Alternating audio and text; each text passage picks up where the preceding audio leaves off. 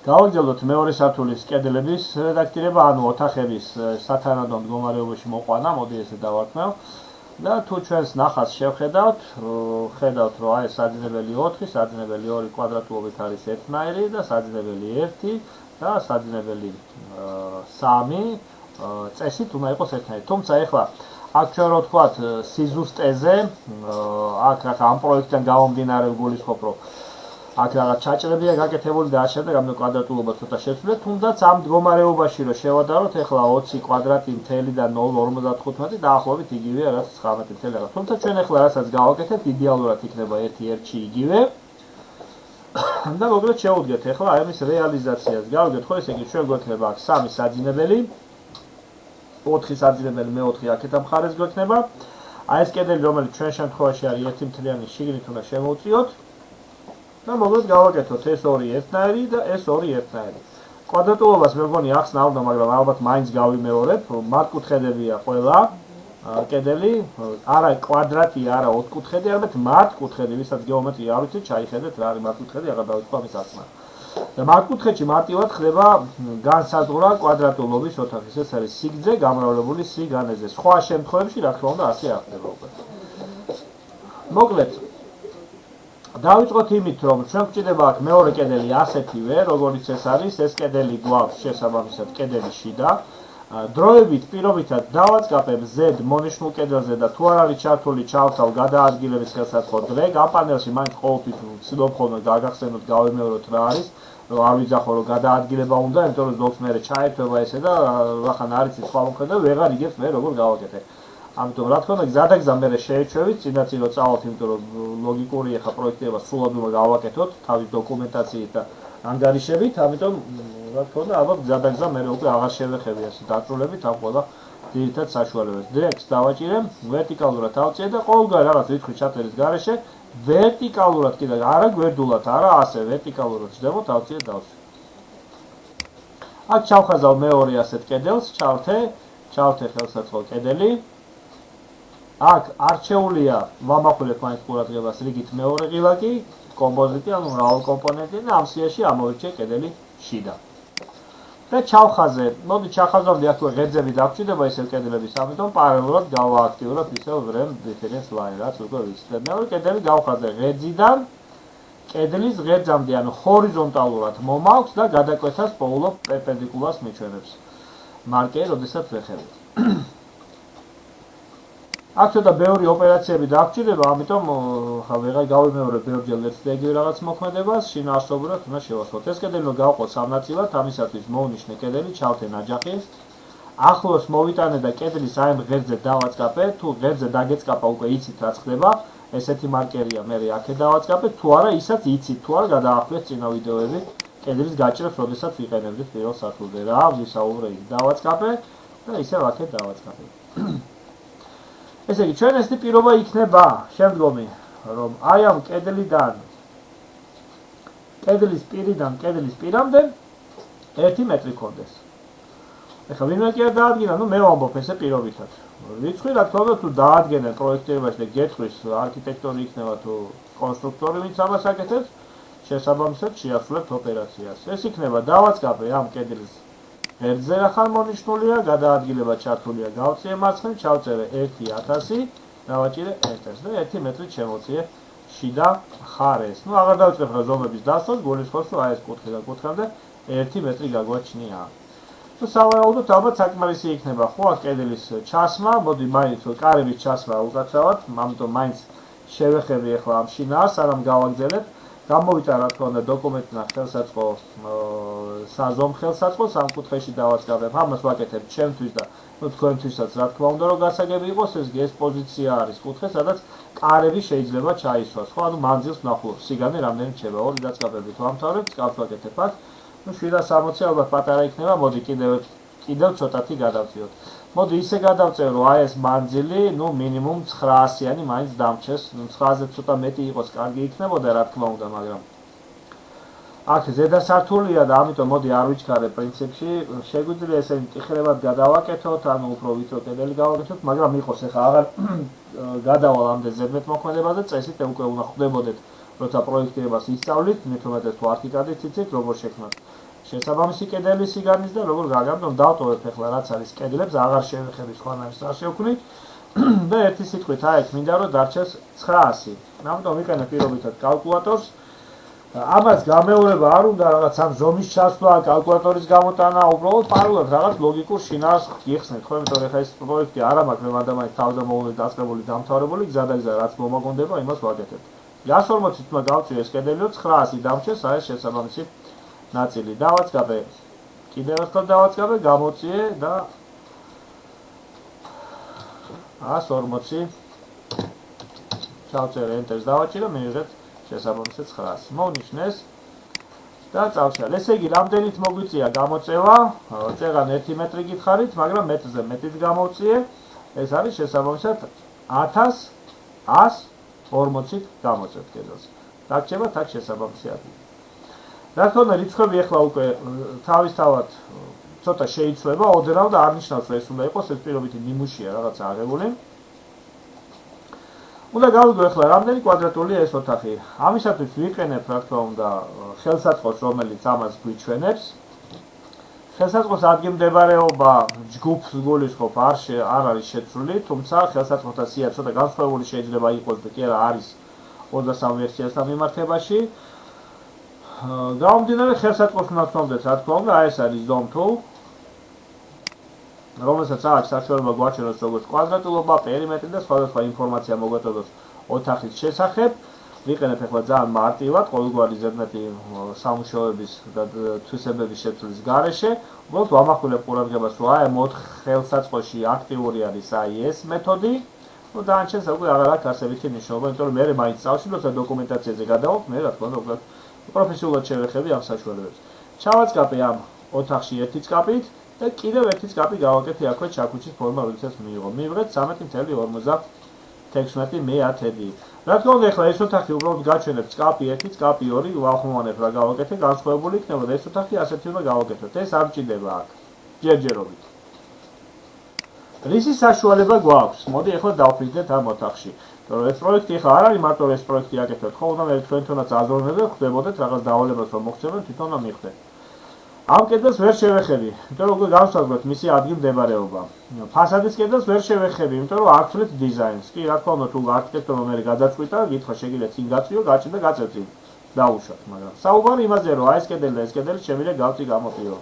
ანუ შევცვალო, დავარქვათ ასე, ოთახის სიგანე. საერთოდ სიგანე და სიგრძე არის აბსტრაქტული, ხო? ეხლა ჩვენ მიჩვეული ვართ აბსტრაქტულს ვეძახით, მიჩვეული ვართ ხოლმე გრძელ მხარეს სიგრძეს ვეძახით.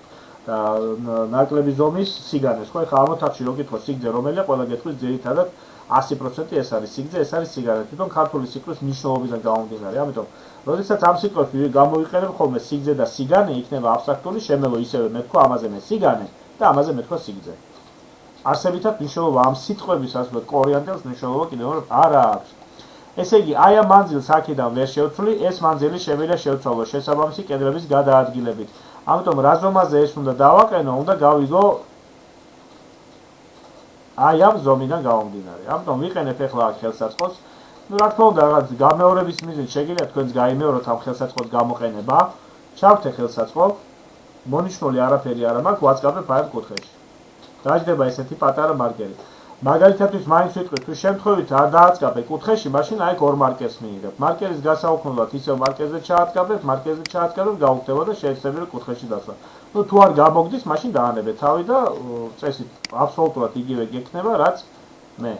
ერთი წერტილი, მეორე წერტილი, იქ 2 წკაპით, წკაპ, როგორც ვაკეთებ, სიტყვიერად ვახმოვანებ, რა თქმა უნდა, მაუს ვინაიდან არ ჩანს და მე ჩაქუჩის ფორმას როისაც ვაწყაბებ ნებისმიერ ადგილას, რათა გავიგო რა სიგრძე არის ეს. ესე იგი გავიგე რომ არის 4 მეტრი და 12 სანტიმეტრი შიდა ნაწილი. ესე იგი უნდა გავიგო რამხელა უნდა იყოს ეს, რომ მივიღოთ ამხელა კვადრატულობა, რაც ამ ოთახშია. ვიყენებ მარტივად კალკულატორს. და წერ რიცხვებს მთლიანად მძიმეების გამოყენების გარეშე 13 5 6 0. გავყავი 4 1 2 0-ზე.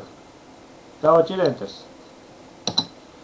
და გავიგე რომ აი ეს სიგრძე უნდა იყოს 4 რიცხვი მჭირდება აქ. რა თქმა უნდა, რიცხვები ახლა რთულია, იმიტომ წეგან საუბარი კვადრატულობა შეიძლება დაახლოებით იყოს, რთულია 4 რიცხვი მჭირდება 3 2 9 1. მომდენო რიცხვი აი აქ ორიანი არ ყოფილიყო და ყოფილიყო 6-იანი.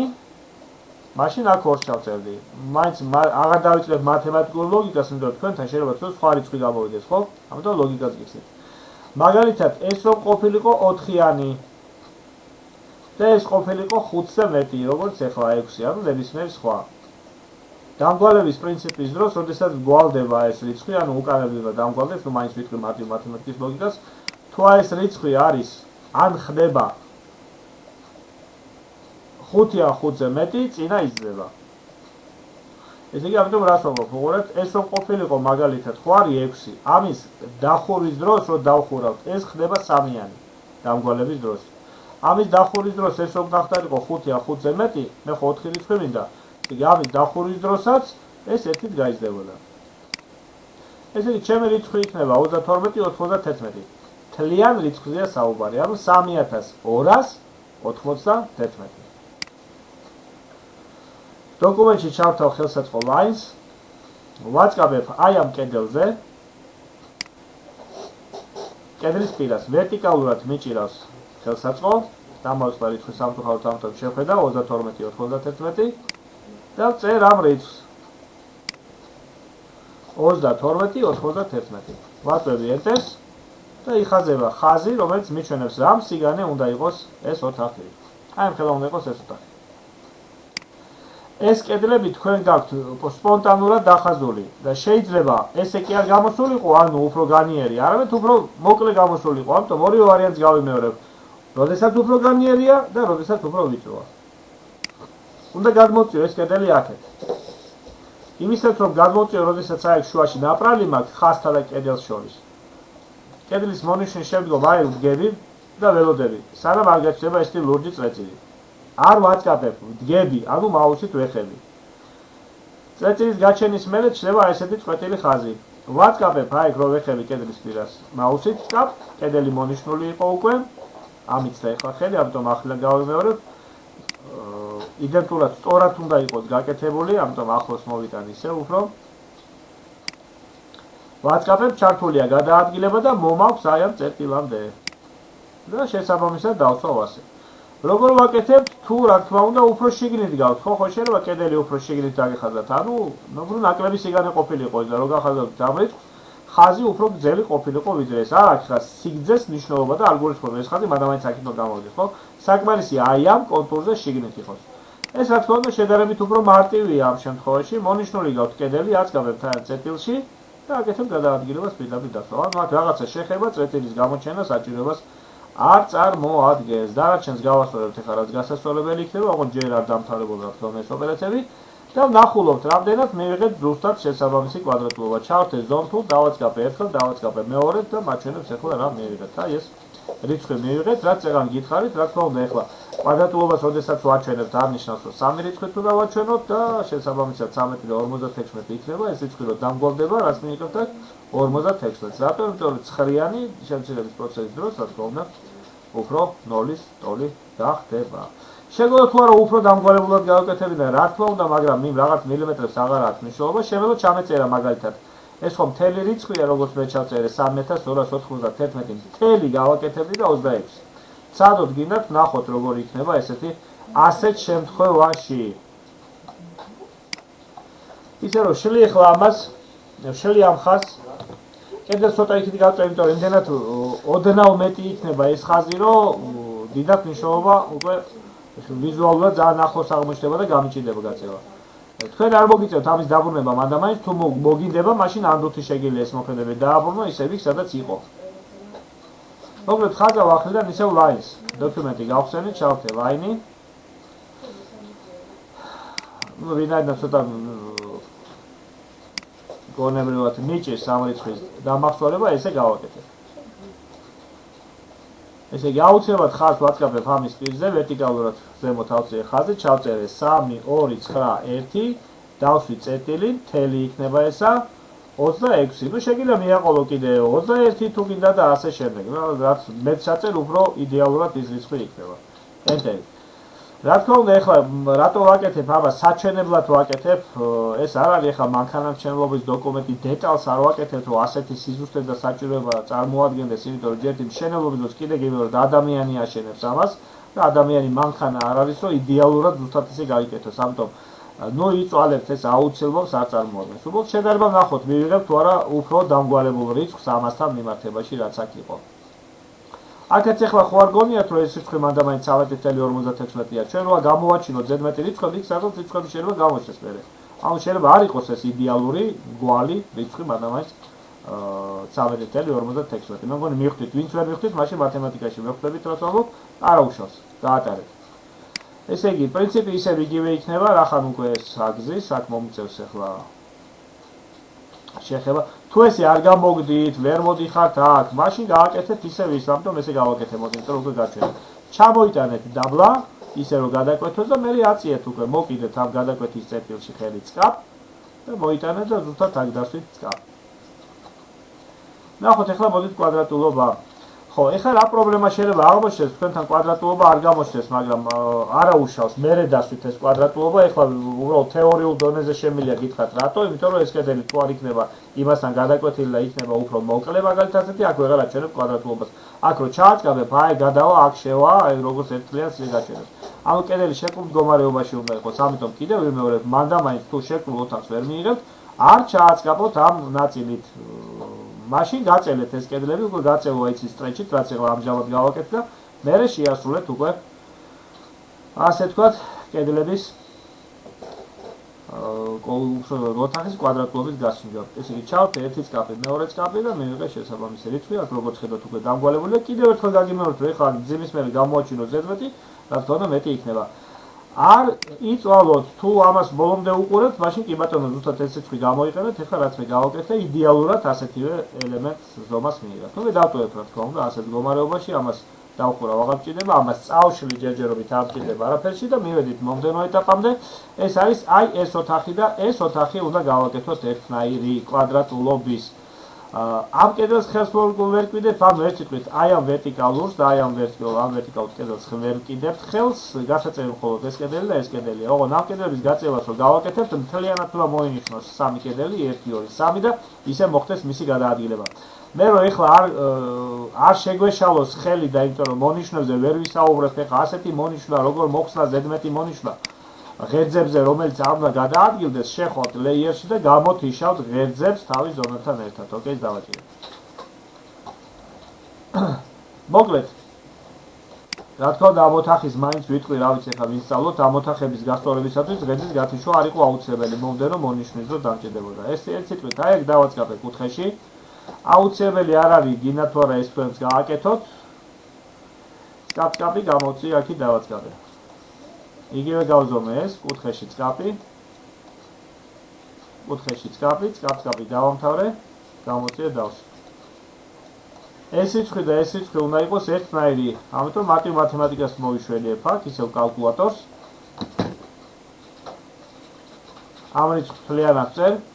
ესე ვამბობ ხოლმე და არ გეგონოთ, რომ 38, 84 რო ვთქვი, არ ნიშნავს 38.84, ხო, ჩაწერის დროს არ ვიძახი 3884.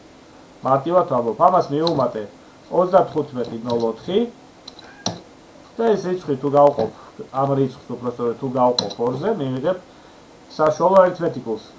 ეს ოთახიც და ის ოთახიც უნდა იყოს ამ ზომის. 36-94. აქაც ესე მოვიშვენიებ ფანჯრების დაალაგებას, თქვენ აუცილებელი არ არის, რა ვიცი. თუ გინდა თქვენც ესე გააკეთეთ, იმიტომ რომ რიცხვებს ფაქტურად გაწოდებთ, იმიტომ რომ ერთ-ერთი ერთნაირ პროექტს ვაკეთებთ, რა თქმა უნდა, ამ ზომის ხარ ჯერჯერობით დავტოვებ, ლაინით ჩავთე, ახლოს მოვიტანე. დავაწყაბე, ავწიე ვერტიკალურად ზევით, ჩავწერე 36-94, დავაჭირე enter-ს. დაიხაზა რამ ციგზე ხაზიც მჭირდება, განიერი კედელი უნდა იყოს. და მოვნიშნე ეს კედლები. მონიშნის დროს ისე გადაატარეთ, რომ მარტო ეს სამი კედელი მოინიშნოს. აი ესე რომ გადაგეტარებინათ, რა თქმა უნდა, ღერძები იყო და მოინიშნებოდა, ამიტომ დაგამალინეთ. თუ ესეთი მონიშნით არ გამოდით, დააწყაბეთ ერთ ცალზე კლავიატურაში shift დააჭირეთ, გეჭიროს, მე აქ დააწყაბე, მე აქ დააწყაბე. ესე იგი, სამივე კედელი, რატო იმიტომ რომ ეს ოთახი არ უნდა დაირღვეს ამათი სტრუქტურა. სამივე ოთახი ჩამომაქვს აქ დაბლა. ისევ გამოვიყენებ დრო რო არ ხარჯო ამ წრის მოძებნით, მე იქ ხელის მოკიდებით, წკაპი გავაკეთე ვერტიკალურად ჩამოწიე დაბლა, ისევ მოვედი ახლა ამ გადაკვეთაზე, წკაპი აგავაკეთე, მოვიტანე დავსვი აქ. ყველა ვარიანტი, რაც ახლა გადაადგილებაზე მარტივი მოქმედებებით შეიძლება გააკეთებინა მივიღეთ. 36-94 როგორც ხედავთ, ზემოთ აღარ უნდა ხაზების ჩამოხაზვა, იმიტომ რომ შესაბამისად მივიღეთ ეს ნაწილი.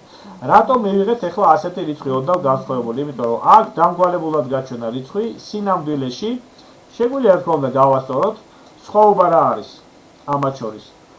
აი ნახაშიც იმიტომ იყო ესეთი, სავარაუდოდ აქ არ არის გასწორებული. როგორ გავასწოროთ ახლა რითი არის მეტი? 1-ით არის მეტი. 1 გაყოფილი შუაზე რამდენია 0.5. ხო ასეა. ამიტომ თუ ახლა ამას გადავწერთ იქით 0.5-ით, ამას მოემატება, იმას გამოაკლდება. დავაწყაპე, ავწიე ზემოთ და ჩავწერე 0.5. enter დავაჭირე. რა თქმა უნდა, ეს უმნიშვნელო გადაადგილება იქნება ამ პარამეტრის. ლოგიკურია, რომ ეს დამგვალებულად ჩანს 1-2 და რეალურად ახლა ჩვენ შეგვიძლია გამოვაჩინოთ საჭირო შემთხვევაში პლუს ზედმეტი რიცხვი, დიდად მნიშვნელოვანი არ არის. კიდევ ერთხელ ვიმეორებ. ახლა იქით მოაკლდა, აქეთ მოიმატა, შინაარსობრივად არის ერთი და იგივე, თუმცა გაჩვენეთ, რომ აგიხსნათ, რომ ეს აუცილებლობას არ წარმოადგენს. ვაბრუნებ მოქმედებას უკან ისევ როგორც იყო, რომ ზედმეტად აღარ ვაკეთებ აგრად გადაადგილების ოპერაციებზე. კიდევ ვიმეორებ, რატომ? იმიტომ რომ ეს არის ნახაზი, ეს შედგენილი ღერძების მიმართ და არნიშნავს, რომ იდეალურად უნდა იყოს. ეხლა აქ ცოტა მიჭირს ხოლმე ასეთი შეუღლებების განხილვა, კერძოდ როგორ უნდა გააკეთოთ, რანაირად, ამიტომ მოდი მარტივად გავაკეთებ ესე. კედლები აქ რომც იყოს გადაკვეთილი, როგორც აი აქ არის, ან აქ როგორც არ არის ასე ვთქვათ შეერთებული. ორივე შემთხვევაში მონიშნოთ ეს ორი კედელი და დააჭირეთ ინტერსექტს. ორივე შემთხვევაში აქ და აქ, აი ესეთ კუთხეზეა საუბარი, დააჭირეთ ინტერსექტს. აქ არ გაიმეოროთ იგივე ესეთი რაღაცა, იმიტომ რომ ეს არ მოხდება, სხვა რაღაცას მიიღებთ დაგერღვევას სტრუქტურა, დავაბრუნე მოქმედება უკან. ასეთ შემთხვევაში მარტივად რო ვისაუბროთ და კიდე არ გამოვიყენო რაღაც ზედმეტი ხელსაწყოები, უბრალოდ გამოვიყენო ხელსაწყოები და მარტივად გავაკეთოთ, აი ზედმეტი ნაწილი უნდა მოვაჭრა. ამისათვის გამოვიყენოთ მაგრატელი და მოდი და ამ კედლის ამ ნაწილზე ამ დაბოლოების შუაში არ შემოხვიდეთ, აი ამ ადგილას დაბოლოებაში დააწყაბეთ მოიჭრება ზედმეტი მონაკვეთი. შეგვიძლია ახლა გავზომოთ, გავხსნათ დიზაინი, ჩავთოთ ხელსაწყო zone to, ჩავაწყაპე აქ ერთხელ მეორედ, ჩავაწყაპე აქ მეორედ, ჩავაწყაპე აქ ერთხელ მეორედ. კიდე გავიმეორებ, ეს არის დაახლოებითი ზომები, დოკუმენტაციაში ესე არ დავტოვებ, აქ ვაჩვენებ რა თქმა უნდა 19.53, ან შეიძლება 19.4 ვაჩვენო საერთოდ. ან 19 მექანიკურად ჩავწერო 5 და ასე შემდეგ. რა თქმა უნდა, ხა რატო განსხვავდება ეს ერთმანეთსაგან? კიდევ ვიმეორებ, ამის საფუძველზე კი ვაკეთებ ღერძების ზომები, კი დავაყენეთ იგივე, მაგრამ ეს ზომა ხო არ არის ის, რაც ჩვენ გვინდოდა. ამიტომ ლოგიკურია შეიცვალა ეს კვადრატულობა, გამოგივიდეთ შესაბამისად ერთმანეთსაგან თქვა განსხვავებული. აი ეს ასე თქვა ძირითადი პრინციპი, რაც აუცილებლად უნდა გაითვალისწინოთ ხოლმე, ის იყო ნიმუში და ამ შემთხვევაში აი ეს რასაც ვაკეთებთ ერთობლივად, წესით იდეალურად ასეთი ფორმა უნდა მიიღოთ. რა თქმა უნდა, ამებს აი ჯერჯერობით უკვე არაფერი არ ესაქმება, როგორც აღნიშნე. თავარია ნახეთ, რომ ოთახები დავაყენეთ იდეალურ ფორმაში, ეხლა high class იდეალურზე არა, მაგრამ ისე როგორც პროექტირება შეეფერება, გამოვიტან დამალულ ლეიერებს, რომელთაც ჰქონდა დამალული ღერძების ზომების სახით და ამ ეტაპზე გვაქვს აი ესეთი პროექტი, სამდეშიც გადავხედოთ, ამას დავხურავ, გავადიდებ ტელეკრანზე. აი ეს გვაქვს ახლა მიღებული, ესე იგი შიდა ოთახები, განსხვავდება ერთმანეთსაგან. შემდეგი ეტაპი, რომელსაც გამიხილავ შემდეგ ვიდეოში, ეს იქნება ღერძების გასწორება, რომელიც არ ნიშნავს, რომ მან და მაინც ასე უნდა გაკეთდეს, იმიტომ რომ ეს არის საჩვენებელი პროექტი და რა თქმა უნდა, ამის საფუძველზე უნდა დაახლოებით უკვე ხვდებოდეთ პროექტირების დროს პროფესიონალ დონეზე თუ გინდათ გააკეთოთ პროექტირება და გამოიყენოთ ძირითადად ყველა თითქმის საშუალო მარკეტში, როგორ უნდა მოიქცეთ. ანუ საუბარი მექნება რაზე? აქ მაგ ღერძები ახლა შექმნილი თითოეული ჰორიზონტალური, შეიძლება ითქვას და თითოეული ვერტიკალური კედლისათვის გარდა ამ კედლისა არ აქვს გაკეთებული ღერძი, იმიტომ რომ აქ არ ვიცით უჯრედზე რა ფრთხილად დაგჭირდება, ესე პირობითად რო ვთქვათ, რაც შეეხება ზედასათურს. კი გავასწორეთ ესენი, მაგრამ პოზიციურად ხო უნდა ვაჩვენოთ, სად არის. ამიტომ აქ შეიძლება ითქვას, რომ აი ეს ღერძი ახლა არის ზედმეტი, იმიტომ რომ სად გადის კაცმა არ იცის, ხო, არცეც არ ეკუთვნის.